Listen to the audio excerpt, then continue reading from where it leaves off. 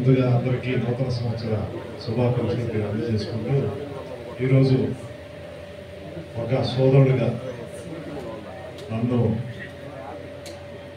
మీరు ఒక ఆత్మీయ సదస్సు ఏర్పాటు చేసి మన బీసీ కులాల నాయకులందరూ కూడా అక్కడికి అన్నదమ్ములందరూ కూడా వీళ్ళకి ఇచ్చేసి ఈ నూతన సందర్భంగా మన అందరం కూడా ఒకరినొకరు పలకరించుకుంటూ ఎంతో ఆప్యాయంగా బీసీలో ఈ ఒద్దుగా ఉంటే ఎంత బాగుంటుంది అనే విధంగా ఈరోజు ముచ్చటగా ఉండేటువంటి సభను ఏర్పాటు చేసినటువంటి మన భూమి నాగకిషోర్ యాదవ్ గారు వాళ్ళ తండ్రి గారు అయితే రానన్న అయితే నేను చెప్పాను, నేను ఎందుకన్నా నాకు ఇవన్నీ కొంచెం దూరంగా ఉంటానో, నేను ఈ సన్మానాలు పట్టేది లేదు నీకోసం కాదు మా కోసం రావాలి 10 మంది అన్నారు. నిన్ననే అనుకున్నది అంతా కలిపి 34 మంది ఉంటాము, నేను టీ కాఫీ పెట్టే ఇంకేం పెట్టలేదు, నువ్వు వచ్చి కనపడేసుకుని 2 షార్లు కలుపుతా ఉన్నాను. కానీ ఇక్కడికి వస్తే మన అందరు మా బీసీ నాయకులు కానీ ఎంతోమంది మన ఆత్మీయ మిత్రులు పెద్దలు వాళ్ళందరూ కూడా ఇక్కడ రావడం, ఈరోజు వాళ్ళందరూ కూడా వారి యొక్క ఆశీస్సులు ఒక బీసీ బిడ్డగా నాకు అందజేయడం చాలా సంతోషంగా ఉందని చెప్పి ఈనాటి ఈ కార్యక్రమం ఏర్పాటు చేసినటువంటి అందరూ కూడా, అంటే ఇది ఒక కిషోర్ పైన నెత్తినేసుకున్నా కూడా అందరూ కలిపి చేసినటువంటి కార్యక్రమం ఇది. వాళ్ళందరూ కూడా ప్రత్యేకమైనటువంటి నమస్కారాలు తెలియజేసుకుంటూ మీరందరూ రెండోసారి రాజ్యసభకి ఎన్నికైన సందర్భంగా ఈ కార్యక్రమాన్ని ఏర్పాటు చేసిన చాలా మంది అన్నారు నన్ను, నీకు ఇంకా 4 సంవత్సరాలు రాజ్యసభ ఉంది, 6 సంవత్సరాలు రాజ్యసభ అయితే 2 సంవత్సరాలు పూర్తయితే నీకు పిచ్చి పెట్టిందా 4 సంవత్సరాలు తరం పెట్టుకుని వదిలేసి నువ్వు గతంలో చంద్రబాబు నాయుడు గారు నీకు ఈ నాయకుడు గతంలో రాజ్యసభ ఇస్తాను ఇప్పుడే చెప్పాడు, భూమి సురేంద్ర చెప్పాడు, అక్కడ మళ్ళీ నమ్ముకొని నువ్వు అడగైపోతున్నావు 4 సంవత్సరాలు పోయినట్టు ఎక్కువ అన్నా. కానీ ఏమైనా కూడా నమ్మినటువంటి నాయకుడు 30 సంవత్సరాలు చంద్రబాబు నాయుడు గారి దగ్గర గతంలో పనిచేసినటువంటి ఒక పరిస్థితుల్లో ఆయన్ని మన తమ్ముడు బేదా రవిచంద్రన్ కూడా లేదన్నా బాబు గారు ముఖ్యంగా నిన్ను ఖచ్చితంగా బిఎంఆర్ మన దగ్గర ఉన్నదా ఇక్కడ ఉండాల్సిన ఆడాడో ఉంటే తర్వాత తీసుకురా అంటే ఏం మాట్లాడకుండా ఒకరోజు హైదరాబాద్లో రాత్రి 12 గంటల ఇంట్లో కలిసారు బాబు గారిని, మన గౌరవ ముఖ్యమంత్రి గారిని. నువ్వేం మనసులో పెట్టుకుని వచ్చి నేను బ్రహ్మాండంగా చూసుకుంటాను, నువ్వు అంటే పార్టీ అయితే మారను, రాజీనామా చేసేస్తానని చెప్పారు. ఏంటంటే రాజీనామా చేస్తే గౌరవం ఉంటుంది, లేకపోతే మేము ఇచ్చిన పదవిని ఎండ పెట్టుకుని ఆయన ఆ పార్టీకి పోయడానికి ఒక మచ్చ రాకూడదనే ఉద్దేశంతో మన బీసీలు కూడా అగౌరవం ఉండకూడదని చెప్పి పార్టీలు మారేవాడు అని చెప్పి రాజీనామా చేశాను.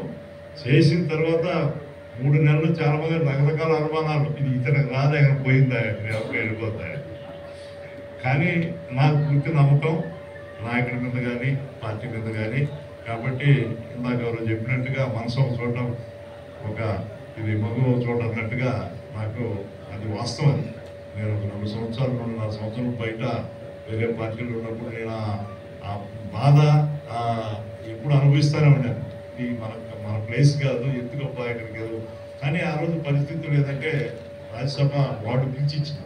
చాలా మంది నేను వ్యాపారంలో భయపడి ఏదో జరిగిపోతే నష్టం చేస్తానని భయపడి బిఎంఆర్ వెళ్ళిపోయాడు రాజ్యసభ కోసం, అంత డబ్బులు ఇచ్చి కొనుక్కున్నాడు. అది వాస్తవం కాదు. ఈరోజు చెప్తాను, నన్ను గౌరవంగానే పిలిచి మన బీసీలకి ఇవ్వాలని ఉద్దేశంతో ఆనాటి ముఖ్యమంత్రి గారు జగన్మోహన్ రెడ్డి గారు కూడా ఎటువంటి షరతులు పెట్టకుండా ఇచ్చినటువంటి పరిస్థితి ఆ రోజు నేను భయపడి వెళ్ళిపోయింది కాదు. ఈ రోజు కూడా అది మళ్ళీ ఇస్తారా లేదా రాజీనామా చేసి తెలియని పరిస్థితులు మళ్ళీ ఇటు వచ్చాను. ఇది మీ అందరి యొక్క ఆశీస్సులు ఉన్నాయి కాబట్టి మళ్ళీ కూడా రాజ్యసభకు ఎన్నుకోబడ్డాను. అందులో రాజ్యసభలో ఇప్పుడు ఈరోజు తెలుగుదేశంకి ప్రాతినిధ్యం లేదు. అంత పెద్ద ఎగువ సభలో అంటే రాజ్యసభ అంటే రాష్ట్రాలకు ప్రాతినిధ్యం వహించేది, దాన్ని కౌన్సిల్ ఆఫ్ స్టేట్స్ అంటాం. కాబట్టి ఒక రాజ్యసభ సభ్యుడు అంటే ఆ రాష్ట్రానికి ప్రతినిధి, ఎంతమంది ఆ రాష్ట్రాలకు ప్రతినిధులుగా ఉంటారు. అటువంటి సభలో తెలుగుదేశానికి ఈరోజు ప్రాతినిధ్యం లేనటువంటి పరిస్థితుల్లో నేను ఈరోజు తెలుగుదేశం పార్టీ తరఫున ఎన్నుకోబడ్డాం. అందులో ఎన్డీఏ కూటమి ఈరోజు అధికారంలో ఉంది.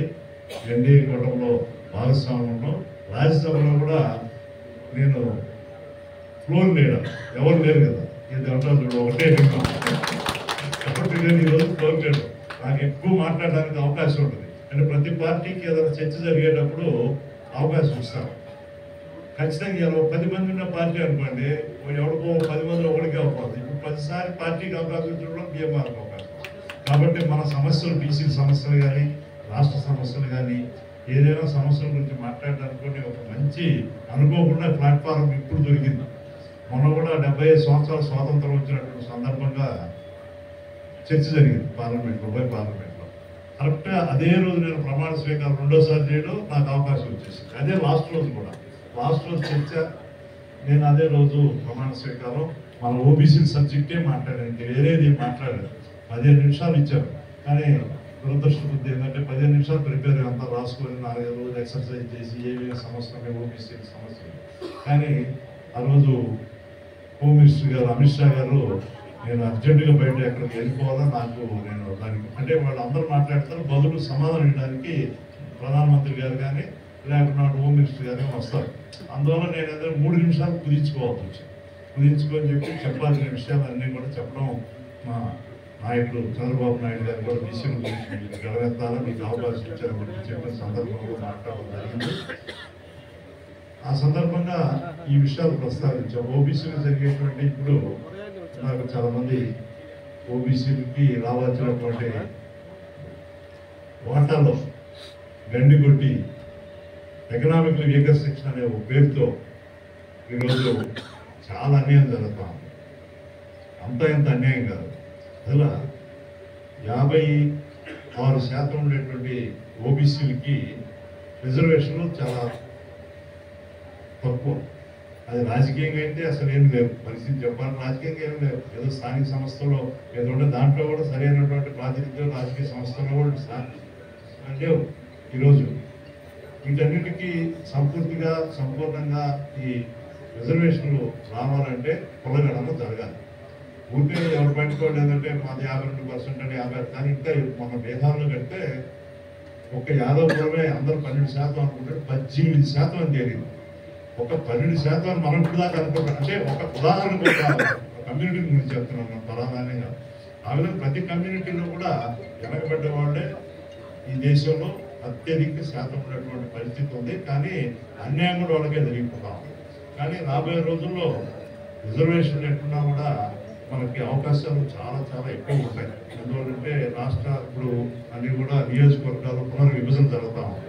పునర్విభజన జరిగేటప్పుడు ఉదాహరణకి ఆంధ్రాలో 170 సీట్లు 220 సీట్లు అవుతాయి. ఈ 225 సీట్లలో మన బీసీలకి ఎవరు కూడా ఇక రాబోయే రోజులు బీసీలని ఎవరు కూడా విస్మరించలేదు. విస్మరిస్తే ఈరోజు వాళ్ళకి అధికారం కూడా పోగొట్టుకునేటువంటి పరిస్థితి ఇప్పుడు చూశారు. ఏ పార్టీ అయినా కూడా బీసీ నామస్మరణ చేయాల్సినటువంటి పరిస్థితి. ఆ పరిస్థితుల్లో మంచి అవకాశాలు మన బీసీలో ఉండేటువంటి అర్హులైనటువంటి నాయకులందరూ కూడా వచ్చే పరిస్థితి ఉంది. కాబట్టి ఎవరు కూడా అధైర్యపడకుండా పట్టు విడవకుండా, నేను కూడా ఈరోజు ఎమ్మెల్యే అయినా సిటీకి వచ్చినా కూడా నేను ఓడిపోయిన రోజు నాకెందుకు వచ్చిందని చెప్పి డబ్బులు పోగొట్టుకున్నానని చెప్పి మానేసుకుంటే ఈరోజు ఎంపీ అయి ఉండేవాడు, గతంలో ఎమ్మెల్యే అయి ఉండేవాడు కాదు. కాబట్టి ఏదైనా ఒకటి టేకప్ చేసినప్పుడు వాళ్ళని డిస్కరేజ్ చేయకుండా తోటి కులాల బీసీ కులాలు కానీ ఆ సామాజిక వర్గాలు మనం ప్రోత్సహించారు. వాడికి ఎంతగా అనవసరం అనేటువంటి మాట కాకుండా వాళ్ళని వచ్చేదే ముందుకు వచ్చేది మన వాళ్ళు చాలా తక్కువ మంది. ఆ వచ్చిన వాళ్ళని ప్రోత్సహించాల్సినటువంటి నైతిక బాధ్యత మనమే డబ్బులు అడగడం. మనం కనీసం 10 మందికి చెప్పి వాళ్ళని నాయుడికి వెళ్ళడానికి కావాల్సినటువంటి అవకాశం కలగజేయడం. కాబట్టి దాంట్లో ఎవరు కూడా దాంట్లో ఆక్షేపం ఉన్నటువంటి సందర్భంగా తెలియజేసుకుంటూ, అందులో మహిళా అక్క చెల్లెళ్ళకైతే రేపు రాబోయే 29 ఎన్నికలు, 29 దాకా కూడా ఈసారి ఎన్నికలు 2027లోనే వస్తాయి ఎన్నికలు, జమిలీ ఎలక్షన్స్. దానివల్ల రేపు పార్లమెంట్ బిల్లు పెడుతున్నాం. జనవరి 30వ తారీఖు నుంచి మళ్ళీ పార్లమెంట్ బడ్జెట్ సమావేశాల్లో జమిలీ ఎలక్షన్ కింద రేపు జరగబోతుంది. కాబట్టి 2 సంవత్సరాల ముందు ఎలక్షన్ వచ్చే అవకాశాలు మెండుగా ఉన్నాయి. కాబట్టి మనలో ఉండేటువంటి చాలా మందికి అవకాశాలు ఉంటాయి కాబట్టి గురించి రెడీగా. కాబట్టి అదే మా అక్క చెల్లెలకైతే ఇప్పటికీ రిజర్వేషన్ బిల్లు కూడా పాస్ చేయడం జరిగింది. 30% మహిళలకి రేపు రాబోయే ఎన్నికల్లో, పాత రోజులప్పుడు ఎప్పుడో ఉన్నాం కదా పార్టీ నరేసింది మహిళలో అని చెప్పి ఆ విధంగా రేపు రాబోయే ఎన్నికల్లో. కానీ అక్కడ ఏంటంటే ఒకే కిటికీ ఏంటంటే ఈ మహిళలకు ఇచ్చేటువంటి రిజర్వేషన్ అది మన ఓబీసీలు కూడా సపోర్ట్ అవ్వాలని చెప్పి డిమాండ్ చేస్తున్నాం పార్లమెంట్లో. లేకపోతే ఈ బీసీ మహిళలకి ప్రాతినిధ్యం రాదు. మహిళ అనే పేరు మీద వేరే కులాలకి ఉన్నత వర్గాలకు వెళ్ళిపోతాయి. కాబట్టి మనం చాలా జాగ్రత్తగా దాని గురించి అడిగేయాల్సినటువంటి అవసరం, పోరాటం చేయాల్సినటువంటి అవసరం ప్రతి సందర్భంలో ఎక్కడ అవకాశం వస్తే దీన్ని ఒక సబ్జెక్ట్గా తీసుకురావాలి. లేకుండా ఉన్నప్పుడు యాక్చువల్గా ములాయం సింగ్ యాదవ్ గారు, లాలూ ప్రసాద్ యాదవ్ వీళ్ళందరూ ఏంటంటే అప్పుడెప్పుడో దీన్ని ప్రవేశపెట్టాలి. వాడు ఒకటే అడిగాడు, నాకు అభ్యంతరంగా మహిళలు సగం బాగుండాలి ఈ దేశంలో, వాళ్ళకి ఇవ్వాల్సిందే. కానీ మా బీసీ సంగతి ఏందో చెప్పమంటే ఎవ్వరు సమాధానం చెప్పాలి. అందుకోసం వాళ్ళు పోయిన తర్వాత, వాళ్ళు తలవైపోయిన తర్వాత ఇప్పుడు అడిగేవాడు లేదు. ఇప్పుడు తీసుకొచ్చి పెట్టేశారు. దాంట్లో నేను కూడా ఓటేసినాను, మహిళలకి రిజర్వేషన్ నేను కూడా ఉన్నాను. ఆ రోజు పార్లమెంట్లో ఓటేసాను.